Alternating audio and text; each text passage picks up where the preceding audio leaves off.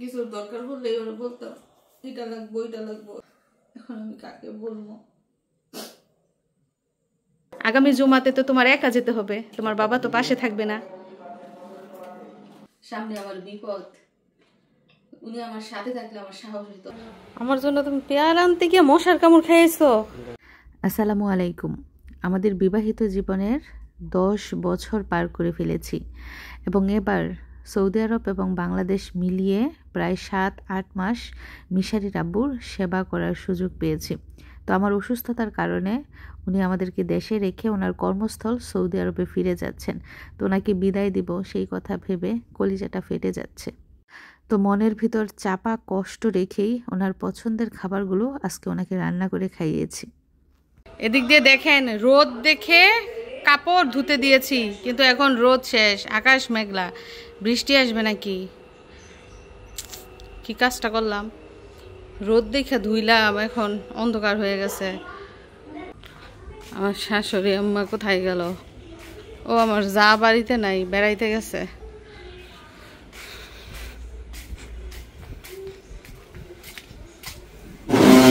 দেখেন কি বাতাস চালাইছে। মাই কি করে? কেউ ফোন দেয় নাই?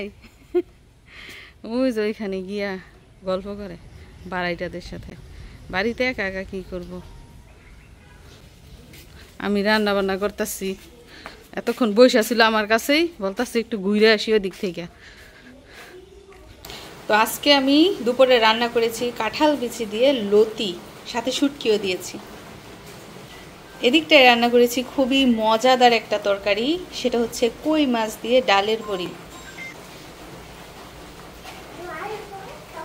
আর এদিকটায় রান্না করেছি মিষ্টি কুমড়ার ভাজি, আর রান্না করেছি ভাত। তো এই হচ্ছে আজকে আমার দুপুরের রান্না বান্না। তো গত বছর উনি বিদেশ যাওয়ার আগ মুহূর্তে বাজার সদাই করছিল, ইলিশ মাছ সহ কয়েক রকমের দামি দামি মাছ রাস্তার মধ্যে ফেলে দিয়ে আসছে, মোটরসাইকেলের মধ্যে ব্যাগ ছিঁড়ে পড়ে গেছে। তো আজকেও নাকি একই কাণ্ড ঘটাইছে। এই যে মাফুনিটা ঘরের ভিতরে বাড়ির কাছে আইসা পড়ে গেছে ছিঁড়ে, এই যে ছিঁড়ে পড়ে গেছে এখানে। কি ব্যাপার, মিশারির জন্য আবার কি? শেষমেশ ছেলেকে বার্গার খাওয়াই যেতেছ? দুইটা বার্গার আছে, একটা খেয়ে নাও তাড়াতাড়ি। সেফটি গ্লাস, ব্যাক কভার, ফোনের মোবাইলের ব্যাক কভার, সেফটি গ্লাস নিয়ে আসছে। মা এদিকে নিয়ে আসো, মোবাইল নিয়ে আসো। যাই হোক, এই যন্ত্রটা আমাদের খুবই কাজের, যেহেতু বিদেশ সবসময় আসা যাওয়া করি, তো জিনিসপত্র নেয়ার কাজে কিন্তু এটা খুবই প্রয়োজন পড়ে। ওজন মেপে মেপে তারপর অনুমান করে কিন্তু নেওয়া যায়। তো এই ডিজিটাল স্কেলটা ছাড়াও দেখা যাচ্ছে আরও বেশ কিছু জিনিসপত্র এনেছে। ইভেন সকাল থেকে দৌড়াদৌড়ি করে এটা সেটা ওইটা নিয়ে আসছে। আর আজকে হচ্ছে শুক্রবার, জুমার খুতবা চলছে, এক্ষুনি তারা রেডি হয়ে বাবা ছেড়ে যাবে জুমার নামাজে।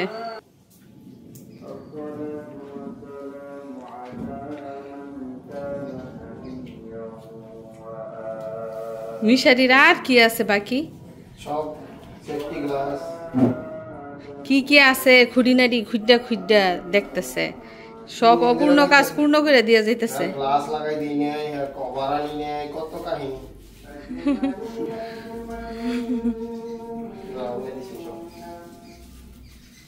মার কি কি লাগবে এগুলো আনছনি? মায়ের লয়ে গেলে লাগবো।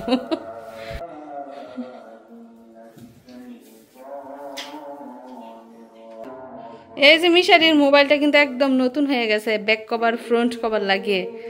তো এইটা হয়েছে মিশারির মোবাইল, আর এইটা হয়েছে মিশারির দাদুর মোবাইল। এখন দাদি আর নাতিন বৈশা বৈশা খালি মোবাইল দেখবো, আর ছেলের সাথে একজনে কথা বলবো, একজনে বাবার সাথে কথা বলবো। এই যে শোনো, তোমার বাবাই যে এত কিছু কিনে দিয়ে যেতেছে, বাবাই যাওয়ার সময় কিন্তু কান্না করা যাবে না, একদম না, ঠিক আছে? না, ও মানবো না, মানবে না ও। যাও এখন তাড়াতাড়ি জুমার নামাজে যাও। যাই হোক, দেখুন তো ঘরের পাপোশগুলো কেমন হয়েছে। মিশারির আব্বু পছন্দ করে এনেছে, তো আজকের পছন্দটা আমার কাছে ভালোই লাগতেছে। এই রুমের জন্য আরেকটা এনেছে।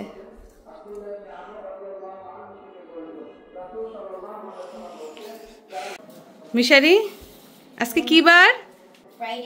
আজকে হচ্ছে শুক্রবার। তো মিশারি রেডি জুমা নামাজে যাওয়ার জন্য। এদিক দিয়ে দেখা যাচ্ছে মিশারির বাবাও রেডি। তার বাবার সাথে এবারের সফরে শেষ জুমা বাংলাদেশে। তুমি কি বাবাকে খুব মিস করবা?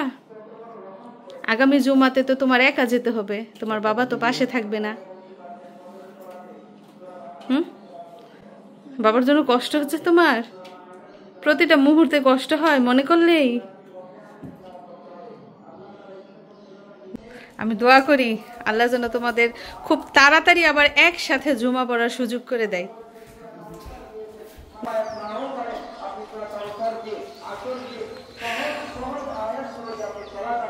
দীর্ঘ 7-8 মাস বাবা ছেলে একসাথে জুমায় গেছে, একসাথে মার্কেটে গেছে, কত দিকে ঘুরতে গেছে।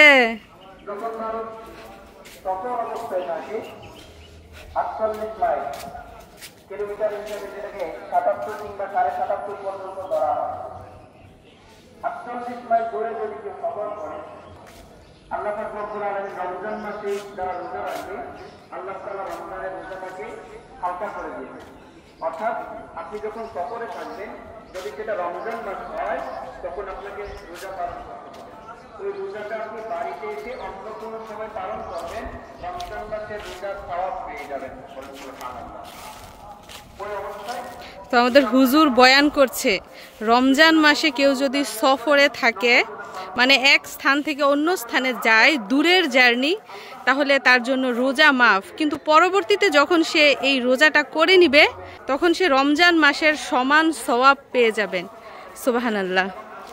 কে আসছে গো নামাজ থেকে? আমাদের হাজী সাহেব আল আলিফ মিশারি এসে পড়ছে। এ বাবা, নামাজ থেকে এসে সালাম দিতে হয় না? আসসালামু আলাইকুম। ওয়ালাইকুম আসসালাম। যাও ঘরে যাও।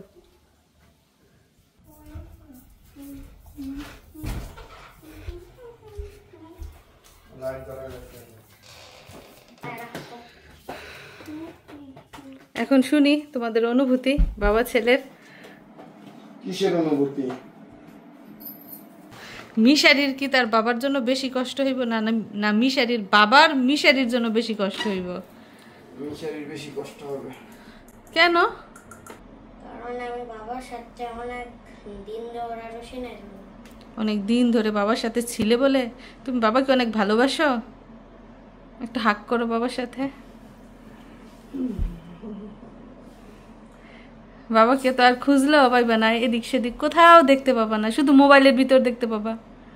তোমার বাবাই তো মোবাইলের ভিতর ঢুকে যাবে, তোমাকে রেখে, আমাকে রেখে, তোমার দাদুকে রেখে। যেখানে যেত দৌড় দিয়ে এসে পড়তো। মোটরসাইকেলের শব্দ শুনলেই বুঝতাম তোমার বাবাই আসতেছে। আর তো শব্দ শোনা যাবে না। এই যে এভাবে বাবা ছেলেরা জড়াই ধরে শুয়ে থাকবো। তো কই মাছ দিয়ে যে ডালের বড়ির তরকারি রান্না করেছি, সেটা মিশারি আব্বু এখন মজা করে খাচ্ছে, সাথে কাঁচামরিচও দিয়েছি। ওনাকে বলতেছি যে তুমি খাও, তুমি খাইলে আমার শান্তি লাগে।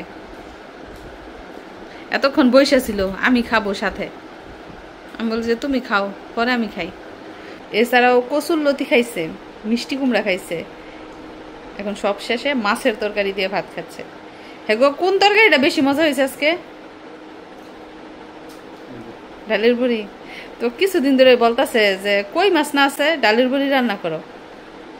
আমার আর মনে থাকে না, তো আজকে হঠাৎ করে চোখের সামনে পড়ছে, ভাবলাম যে রান্না করে দিই। তুমি গেলে আমার রান্না করতেও ভালো লাগবো না, খাইতেও ভালো লাগবো না।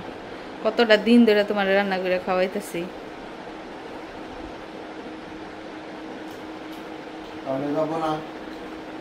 তাহলে যাবে না? সুন্দর উত্তর, তাহলে যাব না। এদিক দিয়ে সন্ধ্যা হয়ে গেছে, দেখেন কুয়াশা কুয়াশা দেখা যাইতেছে। আর মিশারি 2-3 দিন ধরে এখানে আসে ফুটবল খেলতে। আমাদের বাড়ির কাছেই, ওই যে আমাদের বাড়ি, আর এইখানে মিশারি বল খেলতে আসছে। ছেলেকে দূরে কোথাও দেই না খেলার জন্য, এই যে এইখানে দেখছে মানুষ দেখছে দৌড়ে আসছে খেলতে। সন্ধ্যা হয়ে গেছে, আইসা পড়ো।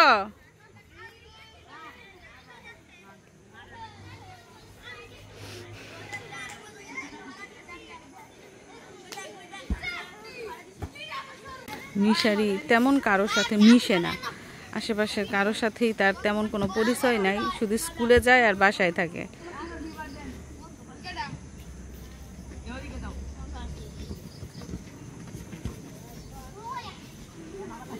তোমরা কি ফুটবল খেলতে পারো মাইশা? ফুটবল খেলতে পারো? তো বৌসি খেলতে পারো? কানামাছি খেলতে পারো?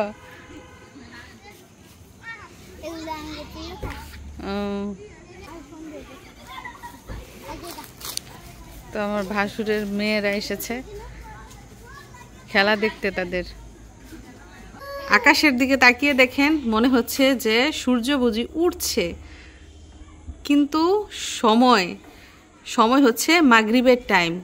মাত্র 2-3 মিনিটের ভিতরে কিন্তু মাগরিবের আজান দিবে, অথচ আকাশটা কেমন লাল হয়ে আছে। তো আমি ঘরের ভিতর থেকে বাইরে বের হওয়ার পর দেখি কেমন যেন আলো আসছে, তো ভাবলাম যে কিসের আলো। দেখেন পাহাড়ের মতো কত সুন্দর, আগুনের মতো ঝলঝল করছে। আল্লাহর কত সুন্দর সৃষ্টি। তো আমার শাশুড়ি বলতেছে এটা নাকি হাসান হুসানের রক্ত, বছরে একবার নাকি দেখা যায় এটা। আর এদিক দিয়ে দেখুন, সন্ধ্যার একটু আগে আগে আমি পিঠা বানিয়েছি। এগুলো হচ্ছে তালের পিঠা বা তালের বড়া।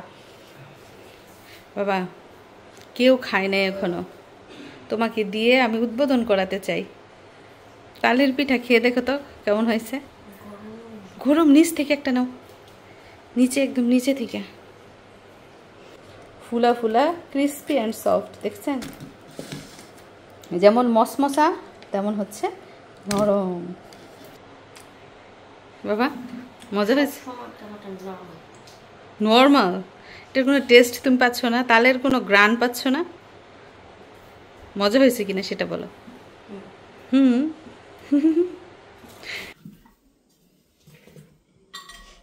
তো মিশারির আব্বু চলে যাবে, যাওয়ার আগে ওনার পছন্দের বেশ কিছু খাবার দাবার রান্না করছি। এক এক দিন এক এক আইটেম রান্না করে খাওয়াচ্ছি। তো আজকে তালের বড়া বানিয়েছি, মানে এখন খেতে চাই না, ওই যে যাওয়ার টাইম হয়ে গেছে, যে নানান টেনশন মাথার মধ্যে, খাইতে চাই না। যেটাই রান্না করি শুধু বেশি হয়।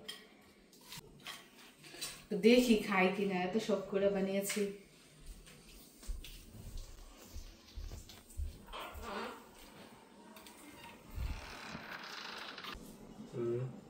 কি করো?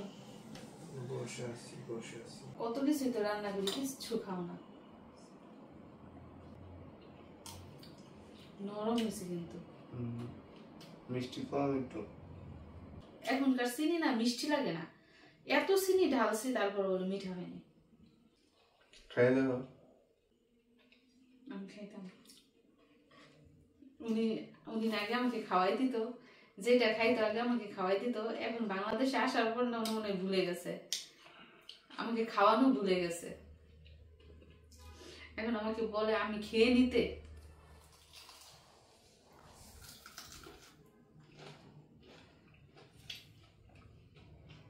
মিষ্টি একটু কম খাওয়া যাবে না, যারা মিষ্টি কম খায় তাদের জন্য ঠিক আছে। খাও না, দুইটা গেছি আল্লাহ। এতগুলো বানিয়েছি, 2 টাকা বলবো তো খাওয়া যাবে।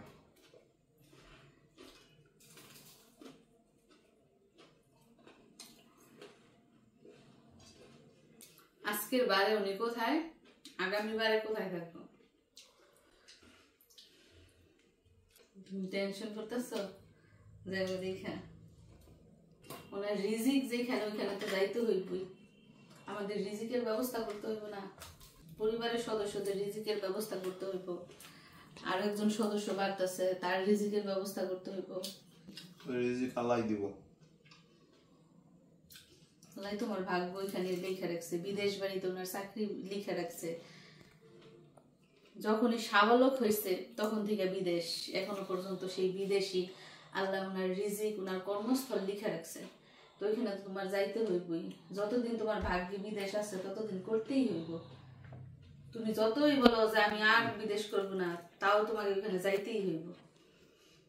বললাম না রিজিক আল্লাহর হাতে। আর না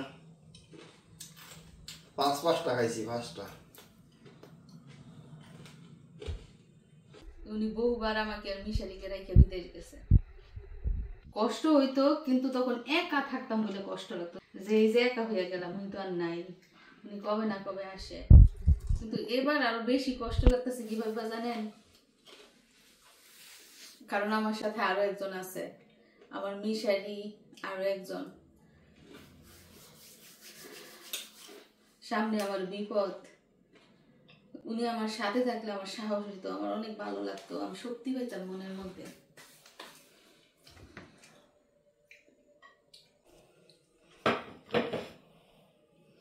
এই যে খাবার রান্না করি, খাওয়ার হয় না। দেখো আসছি সবাই একসাথে না, যাওয়ার সময় তুমি একা যাইবা? যেতে চাও সাথে?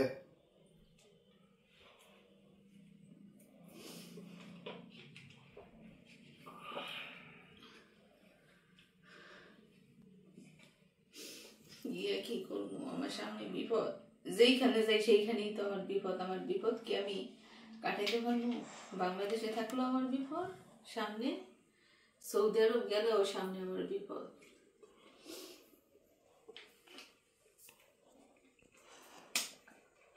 যেইখানেই থাকি না কেন, যেই দেশেই থাকি না কেন, তুমি সাথে থাকলে আমার বিপদ বিপদ মনে হইব না। টেনশন নাই, ইনশাল্লাহ আসবো।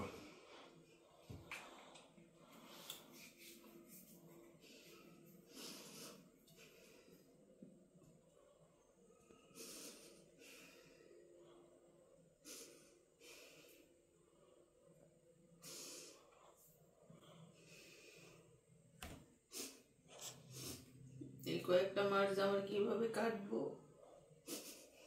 কিছুর দরকার পড়লে ওরা বলতাম এটা লাগবো, এটা লাগবো, এইটা আনো, ওইটা আনো, এভাবে না ওইভাবে, ওইভাবে না সেইভাবে। এখন আমি কাকে বলবো?